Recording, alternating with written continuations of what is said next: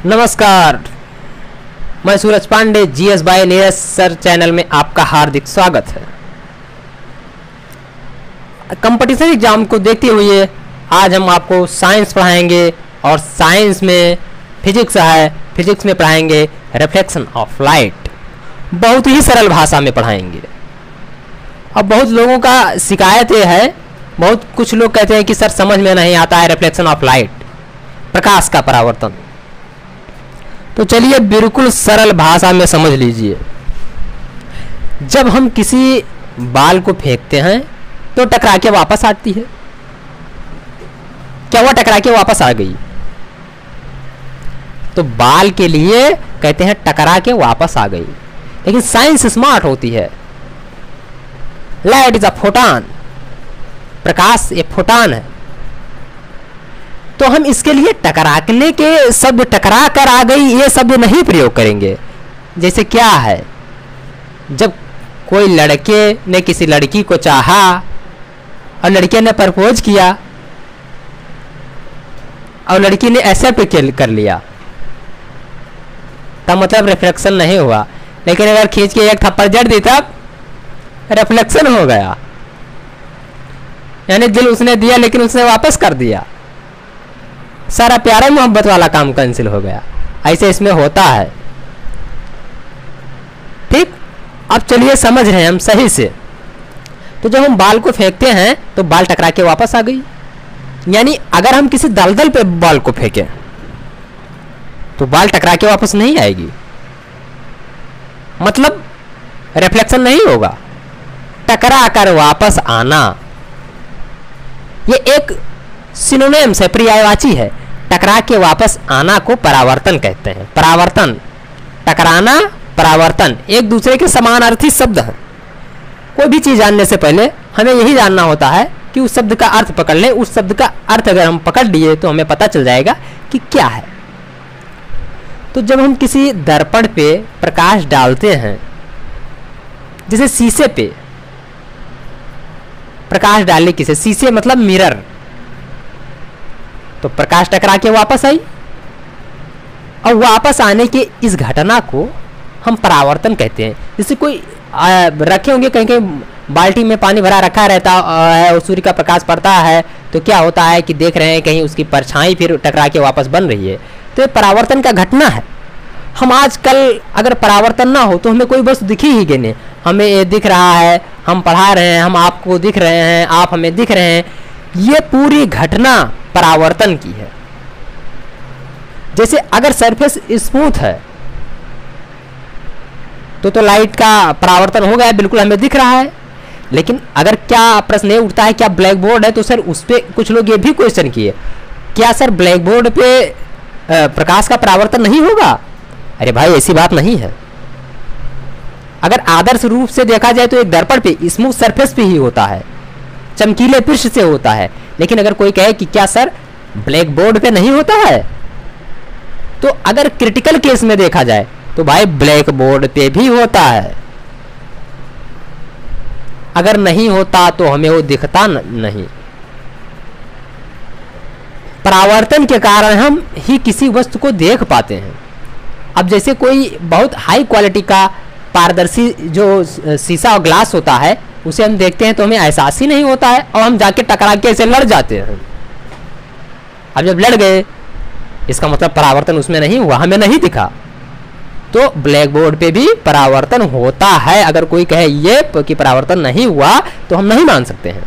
अब चलिए देख रहे हैं परावर्तन का डिफिनीशन पहले देख ले और फिर देख ले, नहीं तो वीडियो बहुत लंबा हो जाएगा। ये क्या है? मिरर है। मिरर है, दर्पण। हिंदी लिख रहे हैं मिरर।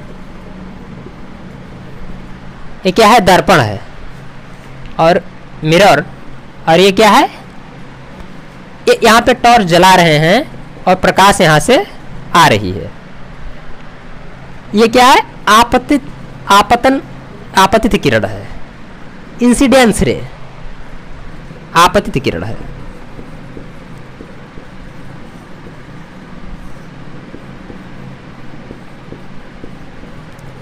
ये क्या है? आपतित किरण है। अच्छा, और ये क्या है? परावर्तित किरण है।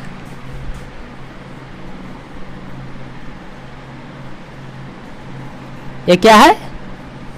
परावर्तित किरण है। रिफ्लेक्टेड रेज, ये क्या है? इसे डॉटेड करते हैं, अभिलंब कहते हैं। ये क्या है? नॉर्मल, सॉरी अभिलंब, इंग्लिश में क्या कहते हैं इसे? नॉर्मल।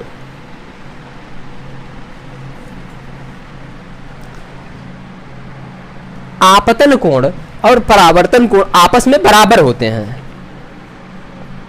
इसे I से डिनोट करते हैं और इसे R से। यानी अगर आपतन कोण 30 अंश का होगा तो परावर्तन कोण भी 30 अंश का होगा।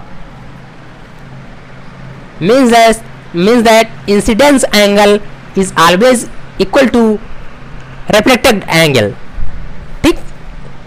अब प्रश्न उठता है कि इंसिडेंस एंगल को I से क्यों डिनोट करते हैं, रिफ्लेक्टेड एंगल को R से क्यों डिनोट करते हैं? तो इंसिडेंस, I से इंसिडेंस, इसलिए I से डिनोट करते हैं, और R से रिफ्लेक्टेड, तो R इसे R से डिनोट करते हैं। अब जब कोई प्रकाश की किरण किसी चमकीले धातु पृष्ठ पर पड़ती है और पड़ने के बाद में धातु पृष्ठ उसे पुनः परावर्तित कर देती है, तो इस घटना को हम प्रकाश का परावर्तन कहते हैं।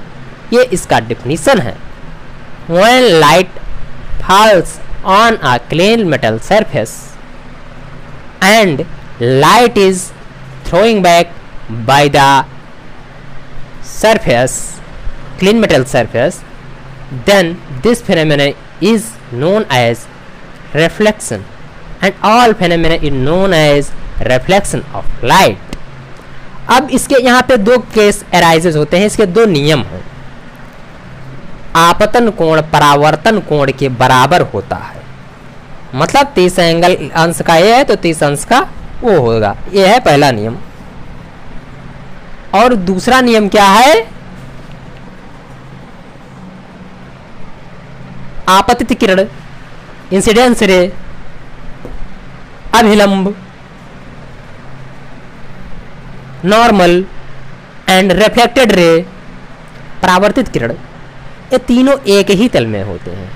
Means that incidence ray, reflected ray and normal are lie in same plane. Okay,